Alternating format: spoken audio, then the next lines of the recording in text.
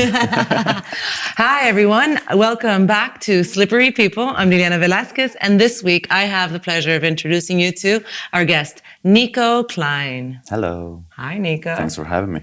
Well, it's a pleasure you made it. Yeah. I feel like it was a bit of a mission to get here today. Yeah, I love how Berlin is creative with street names. What happened? It repeats themselves so much, So you go to the wrong address and you feel like... Same street name, different neighborhood. Yeah, same number, same everything. Well. We will not be reimbursing you for your cab ride. No, I know. Nico, you are a musician and you've been playing with multiple bands. You've been on tour recently. Yeah. Can you tell our video audience, our at-home audience, and our audience here in the studio a little bit about your bands, your musical voyage? All right, I'll make it short because it's been a long time. I've been playing since I'm 10, playing with people since I'm 12, in live bands since I'm 16. I've been in 3 live bands at the same time for 2 years in Buenos Aires before moving here. Then I moved here, met Wynton and some Crocodile by chance. And like the third time we met, we were like, let's make a band. Let's make a band. Let's make a band, man. And the first name was Elephant's Asses, actually. That's the first name for the Wyntonikos, yeah. That was the first name? That lasted for like... The second one? 2 days? I don't know. What was the second one? Troublemakers. Troublemakers, yeah. Troublemakers. That wasn't so good. But it makes more sense than Elephant Asses. Yeah. But have you seen Elephant's Asses? No. Third. You should. I think that was the thing. I think that was the thing. Too busy looking at their trunk. Yeah, exactly. So you met Wynton at some Crocodile? Yeah, and we started playing, and eventually an Argentinian band called me to join them to tour Europe. So I'm in that band called The Otherness. The Otherness. And I'm starting a new band with Mr. Sean Beatty and Dougie. And yeah. And that's you have a lot of extended family with your creative life. Yeah. So That's awesome. How was the first time, or what is your first memory of joining the Sunday Slips family? It was quite an experience because I've never been in open mic before. Certainly my first time in Berlin, but also anywhere else, because in Argentina I haven't never been in stand-up comedy ever, or close to open mic, anything. So it was nice to see the whole space, the feeling of the bar. I really loved the bar and the crew at that time. And I was starting to know you guys. And I was like, this is nice. And started to see how you sometimes help comedians after, or Wynton would say something to musicians. And I'm like, this is a great place to practice. I don't give advice. Not to everybody. The ones that she likes, maybe. If they're lucky. Exactly. They're lucky. Anyway, I loved it, and I was like, the best place to practice and meet people.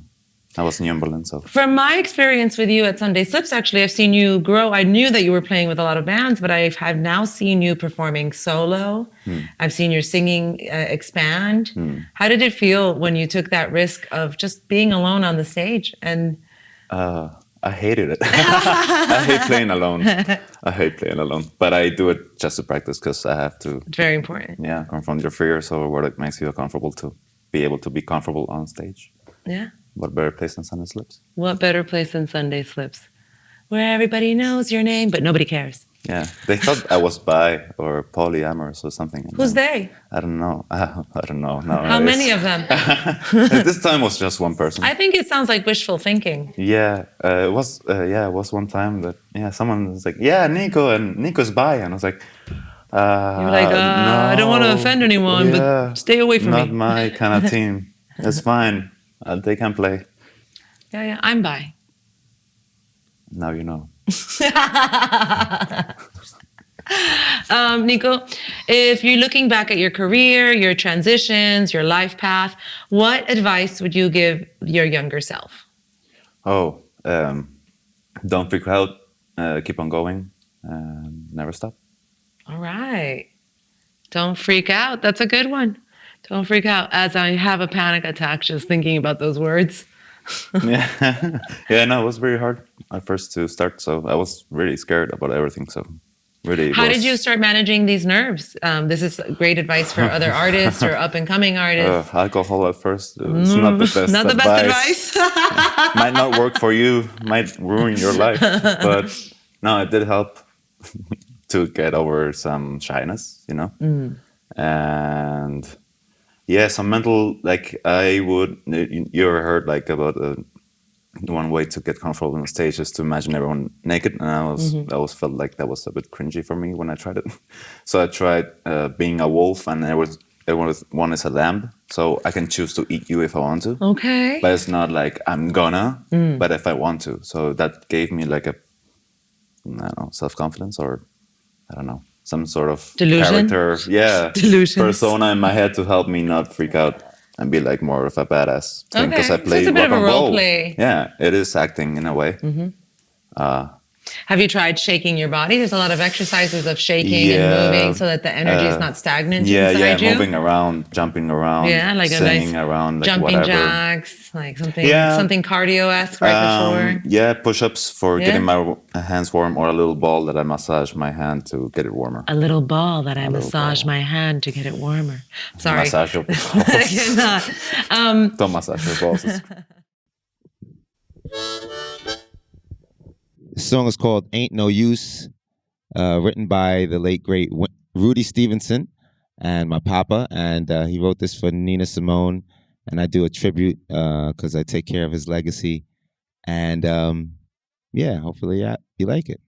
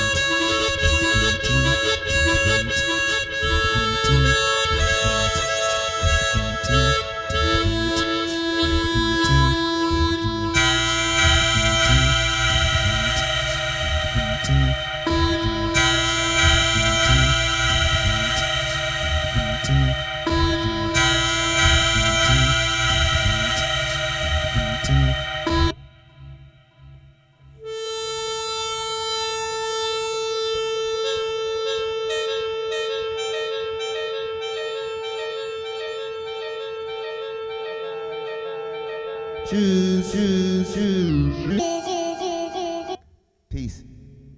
When did you decide that you were an artist? Do you remember that day? Yeah, when I was 15, I was like, I want to do this. Yes. And how was that? Was there fear in accepting that? Did you have I to? was freaked out because I knew my parents wouldn't be like so happy about it.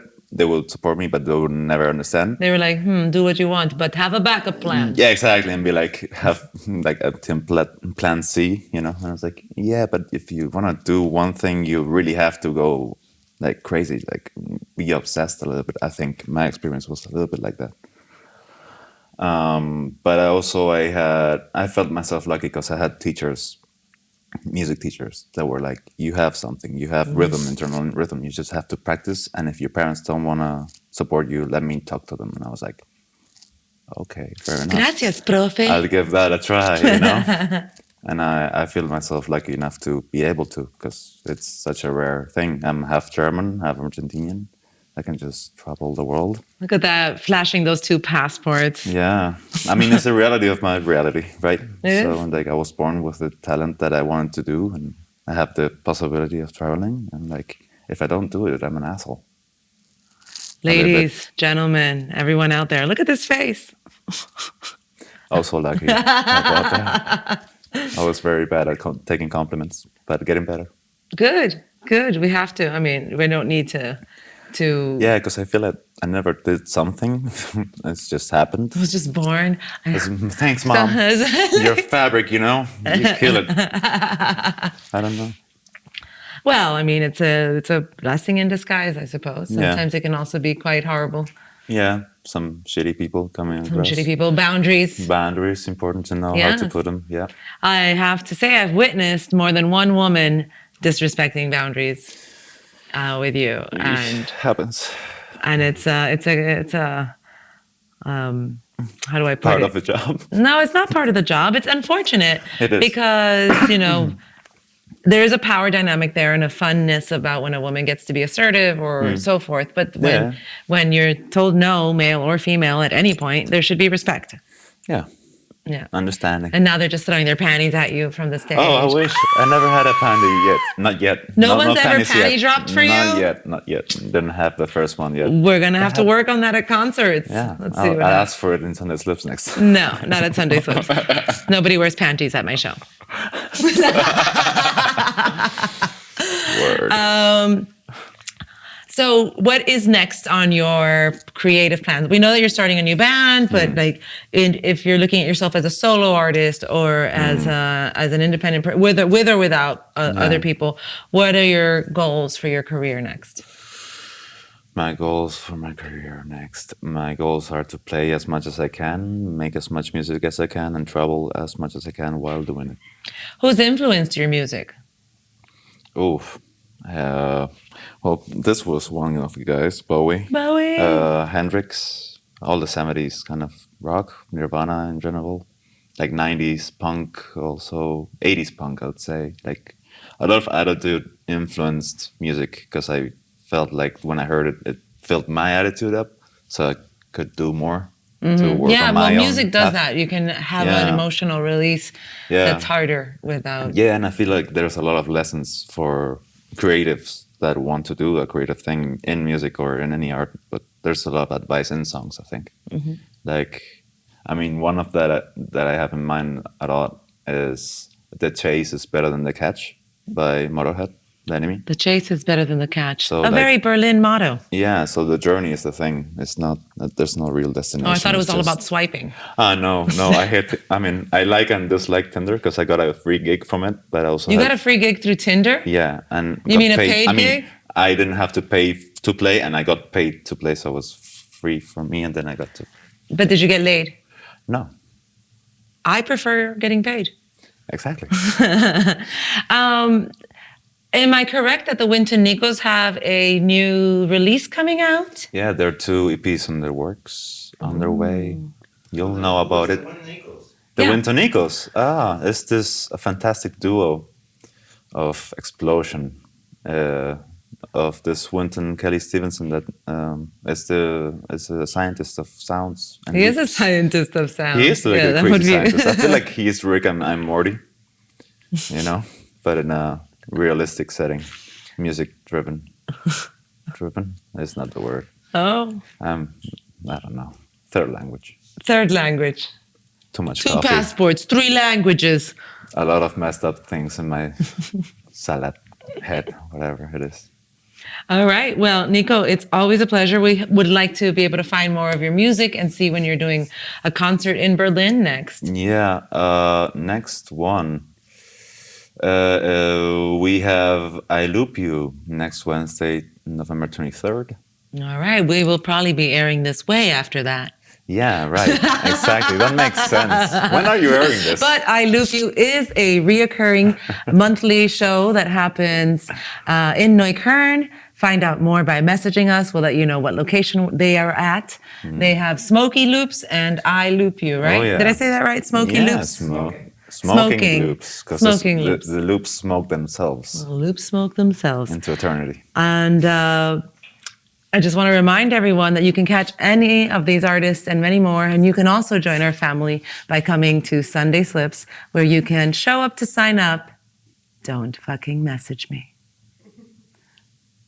No matter what, by the way. This is Nico Kleihn. I'm Liliana Velasquez. Thank you for watching this episode. If you like what you're seeing, please subscribe below, tell your friends, write us a review, etc., etc., etc. Thank you.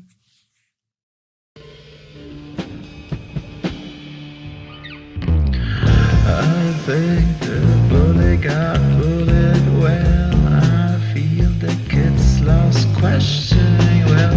I saw lazy parenting well. I heard racism in my family. I read the earth is flat on the net. Well, I realized Christ was an alien. Well, I say those two are reptilians. Well, I heard that fossils were man-made. I read the teachers lost authority. They said the kids are